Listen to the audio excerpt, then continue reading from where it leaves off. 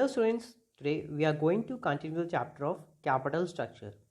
As in the previous video, we have already discussed what a capital structure means, what is a financial structure, and what is the basic difference between capital and the financial structure with the help of a practical. So today we are going to start with the topic of optimum capital structure.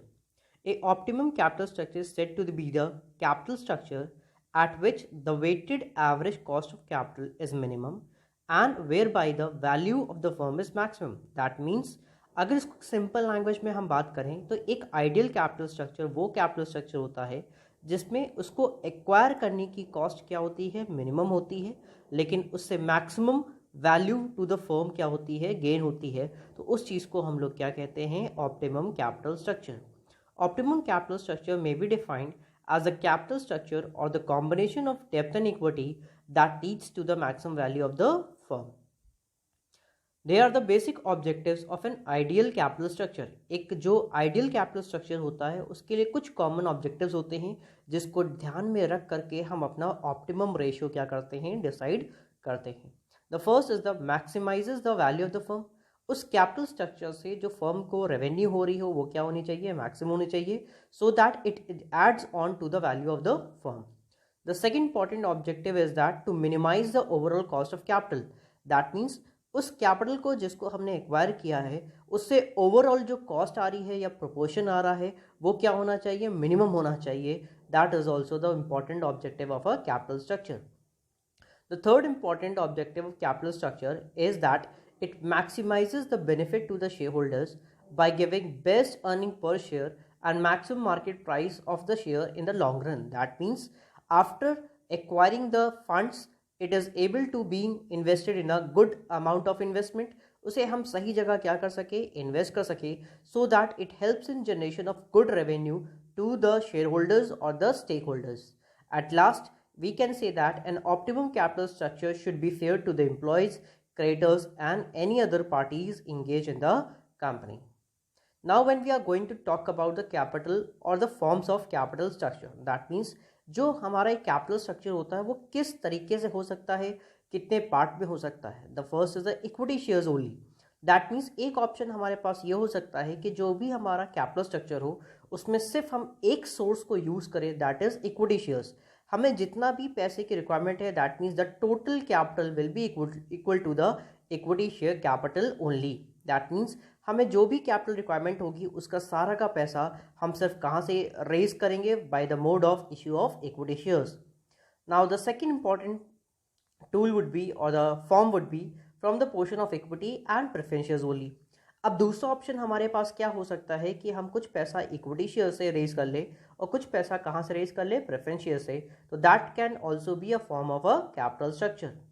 The third option that an organisation can opt for, a certain portion can be raised from the mode of equity whereas the remaining portion can be raised from the mode of debentures. That means कुछ पैसा हम own funds use करें और कुछ पैसा हम borrowed fund use करें, और अगर इसका हमने सही प्रोपोर्शन कर लिया then we can easily determine the optimum capital structure. And at the end or the last form of a capital structure could be a certain portion in the form of equity shares or preference shares and debentures. जो हमारा capital contribution है उसमें अगर हम कुछ portion equity shares रख दें, कुछ पोर्शन हम अपना डिबेंचर्स रख दें और कुछ पोर्शन हम अपना प्रेफरेंस शेयर्स कर देंगे, that will also be the form of capital structure. That means अब हम इसके बारे में अगर बात करें तो एक कैपिटल स्ट्रक्चर कितने टाइप का हो सकता है, 4 तरीके से. पहला क्या होता है, या तो सिर्फ हम इक्विटी से रख सकते हैं, दूसरा हो सकता है या तो सिर्फ इक्विटी एंड प्रेफरेंस हम रख सकते हैं, या तो इक्विटी एंड डिबेंचर्स एक ऑप्शन हम रख सकते हैं, या तो फिर लास्ट हम क्या रख सकते हैं, a proportion of equity, preference and debentures. Now we have to decide the factors that help in determining the capital structure. अच्छा, कैपिटल स्ट्रक्चर को डिटरमाइन करने के लिए सिर्फ एक या दो फैक्टर्स पे डिपेंड नहीं करता कि हाँ सिर्फ आपने ये चीज़ ध्यान में रख लिया और उसके ब्याह पे अपना कैपिटल क्या कर दिया, डिसाइड कर लिया. ऐसा नहीं होता कि हमको कोई भी अमाउंट रिक्वायर्ड है हम मार्केट में जाकर के उसको रेज कर लेंगे. They are various factor that help in determining the quantity and the quantum of amount that you can raise from the market. Out of these, I have taken 3 points. The first is the leverage, the other is the cost of capital, and the government policy. I will be discussing with you some more points from this topic only. Now coming to the first topic, that is leverage. It is a basic and important factor which affect the capital structure.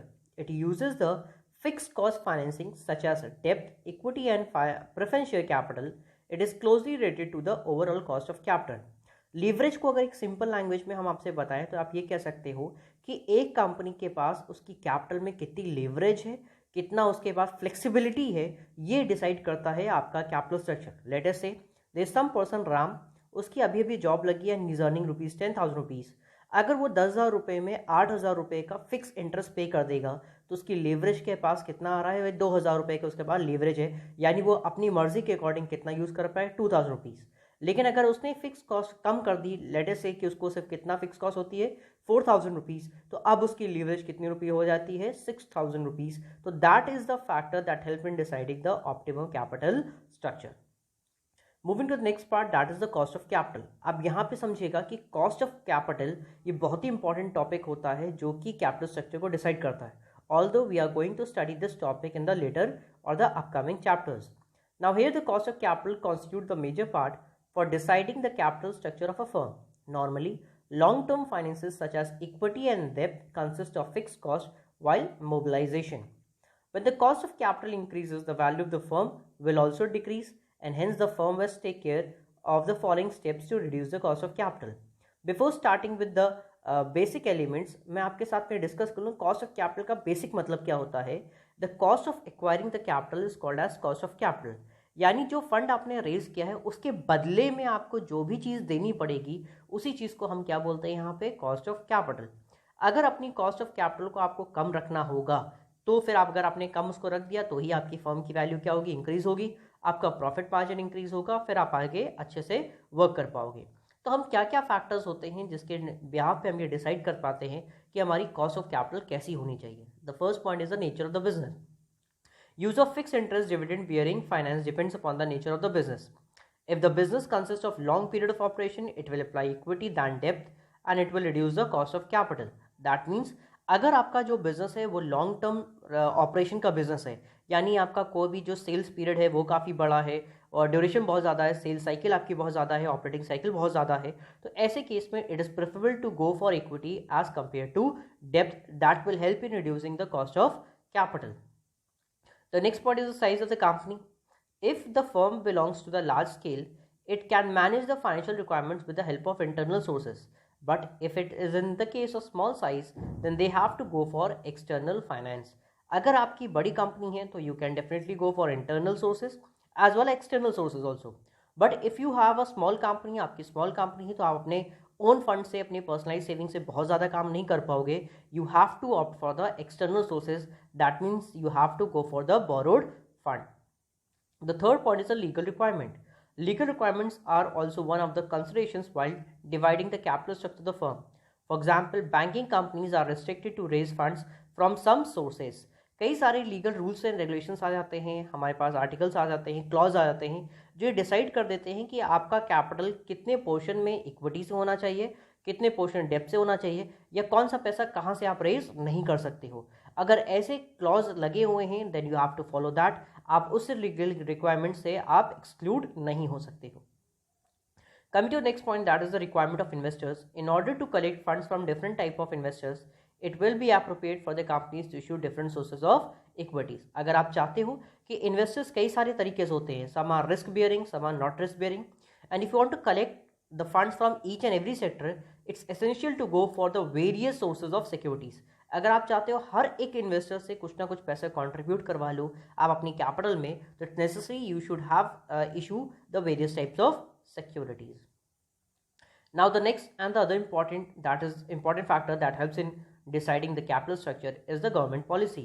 The promoter contribution is fixed by the Companies Act. It restricts the mobilized large long-term funds from external sources. Hence the company must consider government policy regarding the capital structure. अब आपको अपनी जो government policy है जहाँ पे आप work कर रहे हो, स्टेट की, उस सेंट्रल गवर्नमेंट की जो भी पॉलिसीज़ है उसके अकॉर्डिंग भी आपको अपना कैपिटल स्ट्रक्चर क्या करना पड़ता है, डिसाइड करना पड़ता है. Now we are going to talk about an ideal capital structure. एक ideal capital structure कैसा होना चाहिए? It should be basically simple. Next important point है, it should be flexible. That means अगर आपको कोई भी रिक्वायरमेंट होती है, कोई अर्जेंट रिक्वायरमेंट होती है, तो उस टाइम पे you can easily raise funds. And if you have no requirement, तो आपके पास ऐसा भी नहीं होना चाहिए कि जिस टाइम पे सेल्स नहीं आ रही है आपके पास उसका इंटरेस्ट पेमेंट क्या हो जा रहा है, ज़्यादा हो जा रहा है, या उसकी कॉस्ट क्या हो जा रही है, बहुत ज़्यादा हो रही है, जिसको आप अच्छे से रन नहीं कर पा रहे हो. The next point is profitable. An optimum capital structure is the one that is most profitable to the company. The cost of financing should be minimum and the earning per share should be maximum.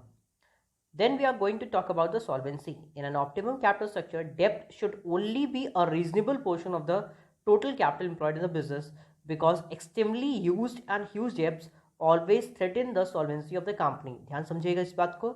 इसमें क्या कह रहे हैं कि अगर आपने market से loan ज़्यादा ले लिया है and for instance you are not able to pay your debts, so that debt will be accumulated over a period of time. वो debts आपका क्या हो जाएगा, accumulate हो जाएगा, and hence फ्यूचर में बहुत ज़्यादा एक्यूमुलेट हो गया, then it will lead to solvency of the company. That means आपको अपने कैपिटल स्ट्रक्चर में एक रीजनेबल पोर्शन का डेप्थ ही रखना चाहिए. ऐसा नहीं कि बहुत ज़्यादा अगर आप डेप्थ कर लोगे तो आपको कंपनी को फायदा होगा. It definitely has some type of cons for the company.